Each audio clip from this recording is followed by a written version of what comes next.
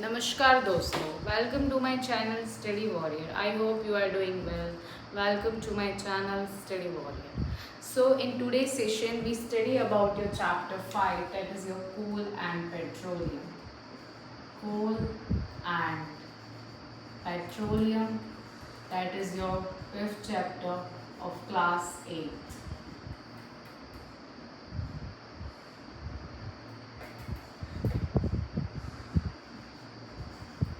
Study Warrior.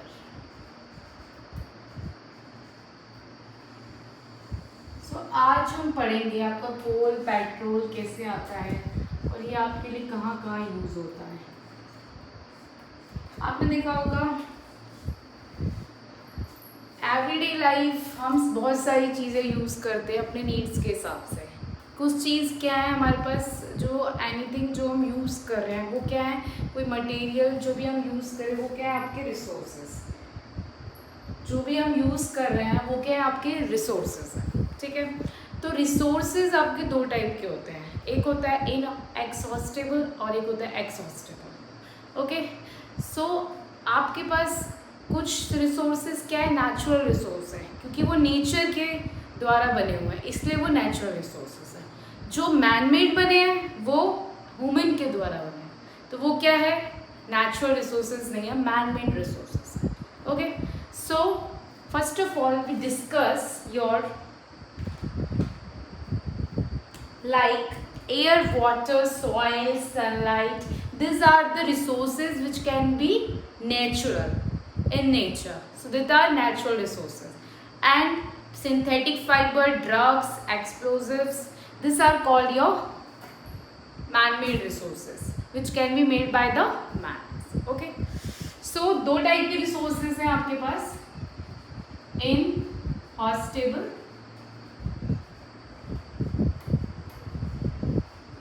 and hostable. Inhospitable and hostable resources. Inhospitable resources वो resources हैं जो आपके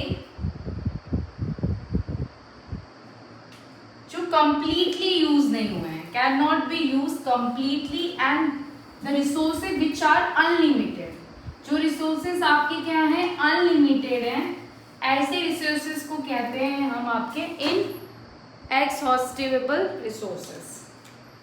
ये रिसोर्सेज क्या हैं आपके अनलिमिटेड हैं, अनलिमिटेड रिसोर्सेज हैं, can not be used, completely used नहीं हुए हैं। ऐसे रिसोर्सेज जो आपके एक तरीके से बोल देते हैं नेचर वाले हैं और अनलिमिटेड है प्रेजेंट इन्वायरमेंट में, ऐसे रिसोर्सेज हैं आपके इनहॉस्टेबल रिसोर्सेज। इन एक्सहॉस्टेबल रिसोर्सेज, एक्सहॉस्टेबल रिसोर्सेज वो रिसोर्सेज है जो आपकी लिमिटेड है, लिमिटेड रिसोर्सेज हैं, तो हमें उनको बहुत ही सफिशिएंट अमाउंट में यूज करना है कि आगे वाली जो जनरेशन हमारी है फ्यूचर में उनको दिक्कत ना हो। तो ऐसे रिसोर्सेज जो आपके यूज हो रहे हैं बट आपके कंप्लीट यूज नहीं हुए हैं, जो आपकी लिमिटेड है, तो वो कौन से रिसोर्सेज हैं आपके लिमिटेड रिसोर्सेज? कौन से हैं? हॉस्टेबल रिसोर्सेज, जो नेचर में क्या है बहुत ही लिमिटेड क्वांटिटी में है और जो किसके द्वारा होते हैं ह्यूमन एक्टिविटी, मतलब ह्यूमन के एफर्ट्स द्वारा बनाए जाते हैं। आई होप यू अंडरस्टैंड। अब मैंने आपको बता दिया नेचर में है जो अनलिमिटेड, जैसे आपका सॉइल, एयर, सनलाइट, आपका एयर, सनलाइट, वाटर, ये कभी भी आपके ये कैसे रिसोर्सेज है अनलिमिटेड रिसोर्सेज हैं। अब लिमिटेड की बात करें तो कोल, पेट्रोलियम, फॉसिल फ्यूल्स, ये आपके क्या है लिमिटेड हैं, लिमिटेड रिसोर्सेज हैं। आई होप यू अंडरस्टैंड दो टाइप के रिसोर्सेज कौन कौन से हैं और आपके कौन और यही आपके कहा जाता है जो कोल पेट्रोलियम और जो है ये आपके non renewable sources of energy है। क्या है? Non renewable source of energy. और इनहॉस्टेबल क्या है आपका? एक्सहॉस्टेबल है आपका renewable source of energy. I hope you understand. अब हम बात करते हैं फॉसिल फ्यूल्स की। फॉसिल फ्यूल्स क्या है? आपके जो नेचुरल फ्यूल्स हैं जो आपके कैसे बनते हैं, आपका जो डेड एंड डिकेइंग होता है प्लांट्स और एनिमल का, उनको डिकम्पोज किया जाता है बहुत ज़्यादा मिलियंस ऑफ ईयर्स तक, तो वो आपके फॉसिल फ्यूल में कन्वर्ट हो जाते हैं। टाइनी प्लांट जो लैंड प्लांट्स होते हैं वो तो आपके किस में कन्वर्ट होते हैं? जो लैंड प्लांट्स हैं वो आपके कन्वर्ट होते हैं आपके कोल में, और जो प्लांट्स और एनिमल मेरीन है वो आपके पेट्रोलियम और नेचुरल गैस में कन्वर्ट होते हैं। तो फॉसिल फ्यूल्स ऐसा नेम सजेस्ट कि जो आपके बहुत ज़्यादा प्री हिस्टोरिक, जो आपका प्री हिस्टोरिक मतलब क्या है यहाँ पे कि जो आपके डेड और डिकेइंग एनिमल्स हैं, प्लांट्स और एनिमल्स हैं, उनका डिकम्पोज होता है with the in absence, air की प्रेजेंस में नहीं होता, with the presence of your bacteria. तो बैक्टीरिया उनको डिकम्पोज करते हैं बहुत साल तक और वो कन्वर्ट हो जाते हैं आपकी किस में? कोल। और टाइनी जो मैरीन प्लांट्स और एनिमल होते हैं वो कन्वर्ट हो जाते हैं आपके पेट्रोल और नेचुरल गैस में। तो मैंने आपको बताया नेचुरल फ्यूल जो लिविंग ऑर्गेनिजम्स के डेड रिमेन से आता है, जो आपके कहाँ पे दफन होता है? अर्थ क्रस्ट के अंदर मिलियंस ऑफ ईयर तक उसको दफन किया जाता है। कैसे होता है? जब प्लांट्स और एनिमल मर जाते हैं तो उनको उनको दफना दिया जाता है अर्थ के अंदर, उनको कवर किया जाता है मड या सैंड से। इन द एयर की कोई प्रेजेंस नहीं होती वहाँ पे, और वहाँ पे क्या होता है? हीट, प्रेशर, बैक्टीरिया जो होते हैं, वहाँ पे केमिकल इफेक्ट होता है हीट, प्रेशर और बैक्टीरिया का, और उनको कन्वर्ट कर देता है coal and petroleum and natural gas में। इस तरीके से आपके फॉसिल फ्यूल्स जो होते हैं वो आपके क्या है? फॉर्म्ड होते हैं। मैंने आपको क्या बताया? फॉसिल फ्यूल्स क्या है? फॉसिल फ्यूल्स वो है जो आपका फॉसिल फ्यूल आपका क्या कहाँ से आता है? Formed from the natural fuels which can be formed from the dead remains of living organism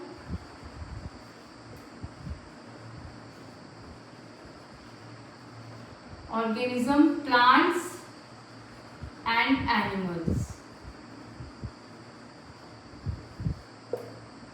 about millions of years.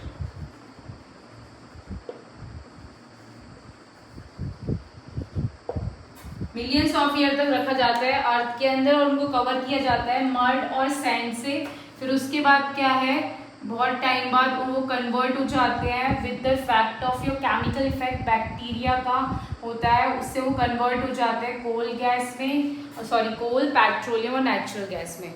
Okay, तो ऐसे ही आपका फॉसिल फ्यूल फॉर्म्ड होता है। मैंने आपको बता दिया फॉसिल फ्यूल कैसे फॉर्म्ड होता है कि जब आपके जो डेड एंड डिकेइंग डेड जो रिमेन्स होते हैं प्लांट्स एंड एनिमल के, वो आपके डिकम्पोज करता है, वो कहाँ पे दफनाए जाते हैं? अर्थ क्रस्ट में दफनाए जाते हैं। फिर उनको सॉइल से कवर किया जाता है। बहुत टाइम के बाद क्या होता है? एक्शन ऑफ बैक्टीरिया के प्रेजेंस में, कोई भी एयर नहीं होती है वहाँ पे, ओनली माइक्रो ऑर्गेनिजम्स होते हैं, उनकी वजह से वो कन्वर्ट हो जाते हैं आपके किस में? कोल और नेचुरल गैस और पेट्रोलियम में। इस तरीके से आपके फॉसिल फ्यूल फॉर्म होते हैं। अब हम वन बाय वन हर एक फॉसिल फ्यूल की बात करते हैं। सबसे पहला आपका फॉसिल फ्यूल है कोल। कोल क्या है? एक ब्लैक कलर का सब्सटेंस है। ब्लैक कलर का कैसा सब्सटेंस है? जो जल सकता है, इसलिए कैसा मिनरल है? कंबस्टेबल है। और ये ब्लैक कलर का सब्सटेंस है जो जिसके अंदर मेनली क्या है? आपका कार्बन प्रेजेंट है।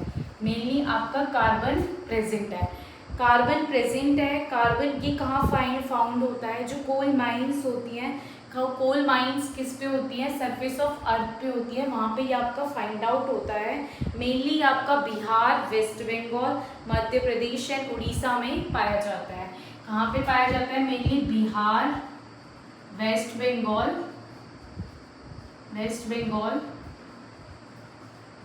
उड़ीसा एंड एमपी, मध्य प्रदेश में आपका ये पाया जाता है। बहुत ही कोल हमारे इंडिया में ऐसे ही पड़ा जाता है, अबेंडेंस है हमारी कंट्री में, लार्ज अमाउंट ऑफ कोल हमारी कंट्री में पाया जाता है। ओके, तो कोल मैंने आपको बता दी ब्लैक सब्सटेंस है और कैसे कंबस्टिबल सब्सटेंस है, कंबक्शन है इसके अंदर, मेनली ये कार्बन से बना होता है। कोल भी कैसे फॉर्म होता है, हाउ कोल इज फॉर्म, इसमें क्या होता है, डिकम्पोजिशन होता है आपके प्लांट्स एंड ट्रीज का। क्या होता है, कम से कम 3 साल तक जो अर्थ के अंदर फॉरेस्ट जो है, फॉरेस्ट में जो वेटलैंड एरिया होता है उसमें क्या होता है, जैसे आपके फ्लड, वॉल्केनो, ये सब चीज़ें आती हैं, तो क्या होता है आपकी जो ट्री वगैरह सब गिर जाती हैं, तो ये आपके किसमें बिल्कुल एकदम दफ जाते हैं आपके किसमें, ज़मीन में, और सॉइल से कवर हो जाते हैं। तो कुछ सालों बाद क्या होता है, अबाउट 300 मिलियन के बाद हाई प्रेशर की वजह से, और उससे क्या है, जितना सॉइल आपका उसके ऊपर जो पेड़ वगैरह हम उसके ऊपर सॉइल को डालते हैं तो वो कंप्रेस हो जाते हैं, मतलब बिल्कुल अच्छे से दब जाते हैं नीचे की तरफ। तो कुछ टाइम बाद क्या होता है, जो भी आपका अगर हम हाई प्रेशर और हाई टेम्परेचर की वजह से विदाउट एयर के बिना जो वुड होती है वो आपकी क्या है, बिल्कुल अंदर चली जाती है, जो ट्रीज होते हैं, और वो भी उसकी वो किस में कन्वर्ट हो जाते हैं, कोल में कन्वर्ट हो जाते हैं। तो जो स्लो प्रोसेस है, डेड प्लांट्स और जो आपके किस में दफने हुए हैं, अर्थ सरफेस पे दफने हुए हैं, वो कोल बन जाते हैं। उस प्रोसेस को कहते हैं carbonisation. The slow process by which dead plants जो होते हैं आपके, dead plants deep buried under the earth is called your carbonisation. Carbonisation क्या है, जिस प्रोसेस से आपके जो डेड प्लांट्स हैं वो दफनाए जाते हैं अर्थ के अंदर और क्या बन जाते हैं, कोल बन जाते हैं, उस प्रोसेस को बोलते हैं हम कार्बोनाइजेशन। ओके, क्या बोलते हैं, कार्बोनाइजेशन। तो मैंने आपको कैसे बताया क्या होता है, कोल कैसे फॉर्म होता है, वही सेम प्रोसीजर। जो लार्ज एंड जो भी प्लांट्स और ट्रीज होते हैं, जब वोल्केनो फ्लड्स वगैरह आते हैं तो यहाँ पे गिर जाते हैं, तो इनके ऊपर क्या है, सॉइल को बहुत ज़्यादा डिपॉजिट किया जाता है, उनको कवर किया जाता है और फिर ये कंप्रेस हो जाते हैं। तो हाई प्रेशर हाई टेम्परेचर की वजह से कुछ दिनों बाद ये क्या है, अबाउट 300 मिलियन ईयर्स के बाद ये कन्वर्ट हो जाते हैं आपके किसमें, कॉइल में। तो जो स्लोली प्रोसेस है, जो आपके डेड प्लांट्स वगैरह होते हैं ये पे कन्वर्ट हो जाते हैं किसमें बरीड होते हैं अर्थ के अंदर और बिकल बनते आते हैं आपको कोल। इस प्रोसेस को कहते हैं हम आपके कार्बोनाइजेशन। ओके, तो कोल आपका क्या है, सारा कोल आपका क्या है, सोर्स ऑफ एनर्जी है। मेनली कोल में क्या होता है आपका, मैंने बता दिया, कार्बन प्रेजेंट होता है। कोल में आपका क्या है, जब हम हीट कराते हैं कोल को तो बर्न करता है, और कौन सी गैस प्रोड्यूस करता है, जब हम कोल को हीट कराते हैं, कोल को हम हीट कराते हैं, हीट मतलब क्या है, इन द प्रेजेंस ऑफ आपका क्या होगा, oxygen in the presence of air, तो आपकी कौन सी गैस प्रोड्यूस करता है, कार्बन डाइऑक्साइड गैस आपकी प्रोड्यूस करता है कोल प्लस हीट। जब कोल को हम हीट कराते हैं इन the presence of your air तो आपका क्या प्रोड्यूस करता है, कार्बन डाइऑक्साइड प्रोड्यूस करता है। तो आपका कैसे होगा, जो बर्निंग ऑफ क्या है, कोल कैसे रिटर्न है, carbon plus oxygen, that is carbon dioxide plus heat. Coal इसलिए इंपॉर्टेंट है बिकॉज ये क्या है, सोर्स ऑफ एनर्जी है, और बोल सकते हैं कि ये कन्वर्ट करता है अदर फॉर्म एनर्जी। कोल आपका कन्वर्ट हो जाता है अलग कौन से उसमें, कोल तार में, कोल गैस में और कोक में, इसमें कन्वर्ट हो जाता है अदर फॉर्म जो है इसकी, इसमें कन्वर्ट हो जाता है आपका coal gas. Form of energy कौन सी है, कोल गैस, कोक और आपके पास कोल तार, इसमें कन्वर्ट हो जाता है। रियल सोर्स ऑफ एनर्जी है कोल, क्या है, सोलर सोर्स ऑफ एनर्जी है, क्योंकि जो प्लांट्स और ट्री होते हैं डिकम्पोज होते हैं बहुत टाइम के बाद फॉर्म करते हैं ग्रो, वो कहाँ पे ग्रो करते हैं, अर्थ पे ही होता है। ये किस प्रोसेस से होता है, बाय द प्रोसेस ऑफ, क्योंकि वो क्या एब्जॉर्ब करते हैं, सनलाइट एब्जॉर्ब करते हैं, और कौन सा प्रोसेस करते हैं, फोटोसिंथेसिस प्रोसेस करते हैं, उसकी वजह से आपका ये होता है। आई hope you understand about this, आपको समझ आ गया होगा। कोल को जब हम मैंने बताया हीट करते हैं तो आपका हीट करते हैं तो आपका क्या सोर्स ऑफ एनर्जी कन्वर्ट हो जाती है अदर फॉर्म में, तो आपका क्या है, बर्निंग करते हैं, तो आपको कौन से हैं, कोल तार बता दिए, कोक और ये कोल गैस। तो इसमें क्या होता है आपके, ये एब्जॉर्ब करते हैं। जब आपका कोल डिकम्पोजिशन होता है, फॉर्म फ्लो करने का जो अर्थ होता है वो एब्जॉर्ब करते हैं sunlight during the process of photosynthesis. Okay, अब हम बात करें कोल की। आपने देखा हो कोल को हम बर्निंग के लिए यूज़ करते हैं, इंडस्ट्रीज़ में यूज़ किया जाता है, होम्स में यूज़ किया जाता है, थर्मल पावर प्लांट में यूज़ किया जाता है। किस लिए? जनरेटिंग इलेक्ट्रिसिटी करने के लिए, जनरेट इलेक्ट्रिसिटी करने के लिए हम इसको यूज़ करते हैं। और इसको कहाँ यूज़ होता है? हमारा कोक बनाने के लिए यूज़ किया जाता है और इंडस्ट्रियल फ्यूल बनाने के लिए। और जो आपके फ्यूल्स होते हैं स्टीम इंजन्स के अंदर भी कोल का यूज़ किया जाता है। और आपने कहा वो था पुराने ज़माने में, जैसे आपने गदर मूवी देखी होगी, वहाँ पे जो ट्रेन चलती है वो भी किससे? कोयले से चलती है। तो पुराने एंशिएंट टाइम में भी इसका यूज़ किया जाता था। आई होप यू अंडरस्टैंड। और ऑर्गेनिक केमिकल्स को बनाने के लिए भी हम कोल का यूज़ करते हैं। So that is about your coal. अब मैंने आपको बताया कोल का क्या प्रोडक्शन होता है। कोल तार होता है, कोक होता है और एक कोल गैस होता है। वन बाय वन हम इसका प्रोडक्शन पढ़ेंगे। अब हम कोल गैस की, जब मैंने बताया कि जब कोल को हम हीट करते हैं किसी भी क्लोज वेसल में, मतलब एब्सेंस नहीं होता वहाँ पे एयर का, तो आपके पास ये फॉर्म हो जाते हैं क्या? कोल गैस, कोल तार और कोक। किसी भी क्लोज वेसल में अगर करते हैं तो प्रोडक्शन होता है इन सब चीज़ों का।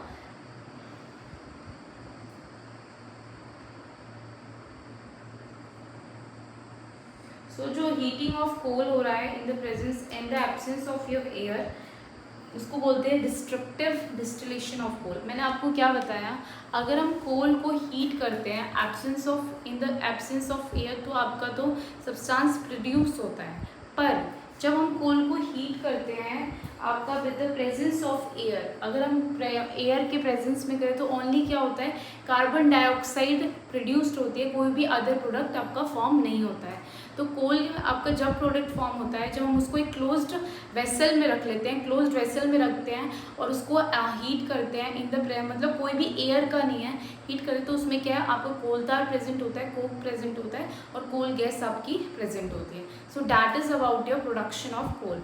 अब जो फर्स्ट आपका बात करते हैं, हम कोल गैस की बात करते हैं। और जो स्ट्रॉन्ग हीटिंग कराते हैं कोल की, जो यही हीटिंग होती है, स्ट्रॉन्ग हीटिंग जो होती है एब्सेंस ऑफ एयर में, मतलब कोई भी एयर का एब्सेंस नहीं होता प्रेजेंट, तो उसको हम बोलते हैं आपका destructive distillation of coal.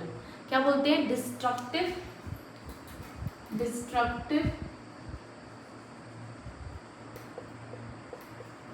Distillation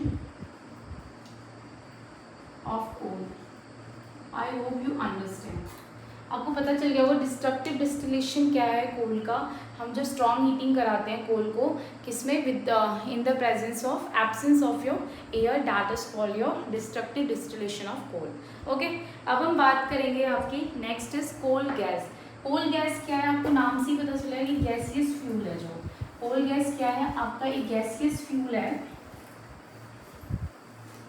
बात करते हैं कोल गैस की। कोल गैस गैसियस फ्यूल है जो प्रोड्यूस्ड होता है आपका स्ट्रॉन्ग हीटिंग कोल कराने पे in the absence of air, और इसी से क्या है? प्रोसेसिंग होता है कोल, फिर हमको कोक मिलता है। मिक्सचर है कोल गैस किसका? मीथेन और हाइड्रोजन का। और इसमें प्रोड्यूस होते हैं हीट, एक्सीलेंट फ्यूल है और स्मॉल अमाउंट में आपका कार्बन डाइऑक्साइड प्रोड्यूस्ड होते हैं। इसको इंडस्ट्रीज में यूज़ किया जाता है और गुड अमाउंट ऑफ लाइट भी ये प्रोड्यूस करता है। कोल गैस जब बर्न होती है good amount of light produce करता है। पास्ट में कोल को यूज़ किया जाता था लाइटिंग पर्पस के लिए, स्ट्रीट लाइट के लिए, जैसे आपका लंदन में और न्यूयॉर्क में प्रोड्यूस किया था। Source of heat rather than light. मैंने आपको क्या बताया? कोल गैस की बात करें, कोल गैस की बात करते हैं तो मैंने कोल गैस क्या है आपका, एक क्या है? गैसियस फ्यूल है,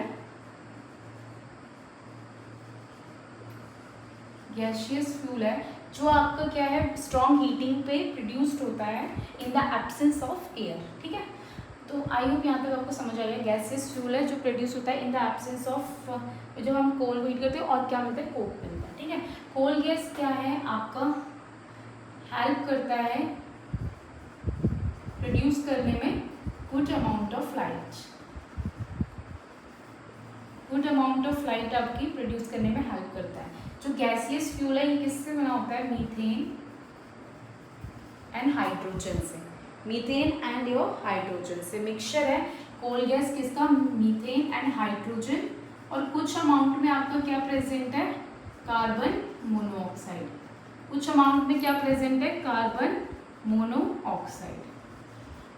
मैंने आपको एक चीज़ और बताती है, good amount of light produce करता है। इसको हम किस के लिए यूज़ करते हैं, लाइटनिंग पर्पस के लिए यूज़ किया जाता है। जैसे आपने क्या था, लंदन में स्ट्रीट लाइट गली के लिए इसको यूज़ किया था 1810 में, और न्यूयॉर्क में भी स्ट्रीट लाइटनिंग के लिए यूज़ किया था कोल गैस को न्यूयॉर्क में 1820 में। तो ये क्या है, आपका लाइट का सोर्स है, पर इस टाइम पे देखा जाए तो कोल गैस को हम हीट की तरह यूज़ करते हैं, ना कि लाइट की तरह। So that is about coal gas. अब बात करते हैं कोल तार की। कोल तार क्या है, एक थिक और ब्लैक लिक्विड है जिसका एक क्या स्मेल, अनप्लेजेंट स्मेल है, लिक्विड है, और जिसमें हम क्या है, जो ऑब्टेन होता है हीटिंग, जब हमारे एयर के प्रेजेंस में नहीं होता। ये आपका किससे बना होता है, 200 कार्बन से बना होता है। अब बात करते हैं आप ही किसकी, कोल तार की बात करते हैं। कोल तार मैंने आपको क्या बताया, कोल तार एक थिक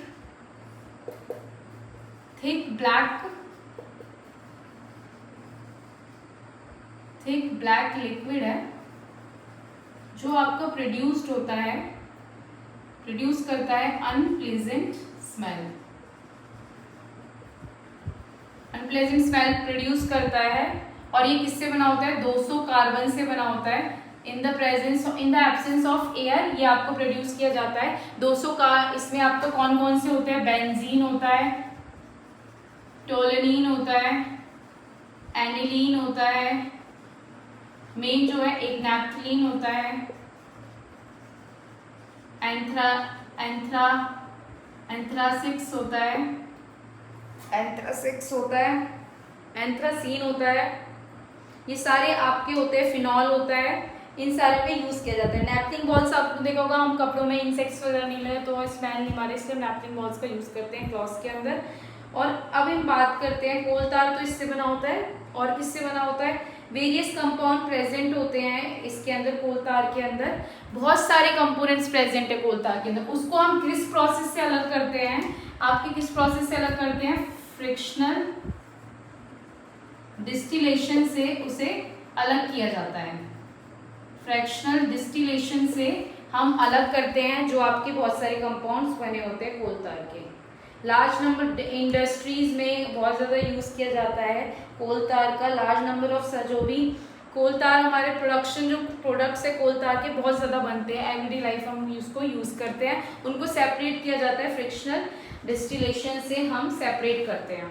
जैसे ड्रग्स, प्लास्टिक, सिंथेटिक, ये सारी चीज़ें, paints, वर्निश, pesticides, synthetic drugs, medicine, synthetic dies हो गई, परफ्यूम्स हो गए, पेंट्स हो गए, ये सारे किससे बनते हैं, आपके कोल तार से बनते हैं। मैंने क्या क्या बताया, पेंट, ड्रग्स, आपके परफ्यूम्स, परफ्यूम्स बनते हैं, पेस्टिसाइड्स हो गए, ये सारे किससे बनते हैं, आपके कोल तार से बनते हैं। आई होप यू अंडरस्टैंड। अब हम बात करेंगे कोक की। कोक क्या एक टफ और पोरस ब्लैक सब्सटेंस है, बहुत ज़्यादा हार्ड और क्या है, पोरस ब्लैक सब्सटेंस है, सॉलिड सब्सटेंस है कोल।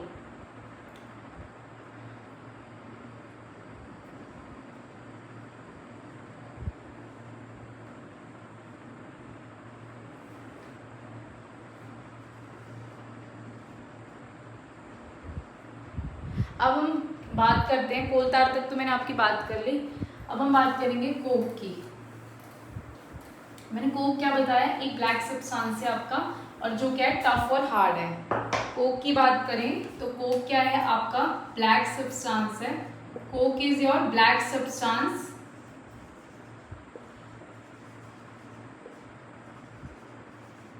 ब्लैक सब्सटेंस है कोक। और आपका क्या है, इसके अंदर मेनली जो ये है, कोक की ज़्यादा बेटर है आपका कोल्स के कंपैरिजन। ब्लैक सब्सटेंस है और टफ है, और आपका ये कब, in the absence of air, bye strong heating, जब हम हीट कराते हैं ये आपका प्रोड्यूस्ड होता है कोक। और क्या है, ये एलिमिनेट करके आपके एलिमिनेट कर देता है हीटिंग पे किस किस को, कोल तार को और कोल गैस को, जब ये आपका फॉर्म होता है। ये क्या होती है, कोक प्योर फॉर्म होती है आपकी कार्बन की, प्योर फॉर्म होती है किसकी, कार्बन की प्योर फॉर्म होती है। 98% कार्बन होता है इसके अंदर, ये प्योर फॉर्म होती है। 98% कार्बन आपका क्या है इसमें प्रेजेंट रहता है आपके कोक में, ये ज्यादा प्योर है एज कंपेरिजन टू कोक। और इसको यूज करते हैं हम रिड्यूसिंग एजेंट की तरह यूज किया जाता है, किस लिए, एक्सट्रैक्शन ऑफ मेटल का यूज करने के लिए, जैसे आपके आयरन और जिंक हो गए उनके लिए यूज किया जाता है। स्टील के मैन्युफैक्चर में यूज करते हैं और इसको फ्यूल की तरह यूज किया जाता है। इसके लिए बेटर फ्यूल है as comparison to your heat, as comparison to your coal. ये प्रोवाइड करता है हमें, जब हम इसको हीट करते हैं ये स्मोकलेस है, इसमें कोई स्मोकिंग नहीं होती है। जब हम कोल को करते हैं तो स्मोक प्रोड्यूस होता है, बट कोक के केस में ऐसा नहीं है, कोई स्मोक प्रोड्यूस नहीं होता। Okay, so that is about your Coke. अब हम बात करते हैं पेट्रोलियम की। पेट्रोलियम क्या है, एक dark colour thick crude oil है जो आपका फाउंड होता है किसमें, ग्राउंड के अंदर फाउंड होता है, बिल्कुल अंदर ब्लो के अंदर, ग्राउंड के अंदर फॉर्म होता है पेट्रोलियम। जो डार्क कलर का है और थिक क्रूड ऑयल है, जो कहाँ फाउंड होता है, blow the ground, certain areas में फॉर्म होता है। इसमें क्या है, अनप्लेजेंट ऑर्डर है। और पेट्रोलियम क्या है, पेट्रोल मीन्स है रॉक और लियम मतलब क्या है, ऑयल।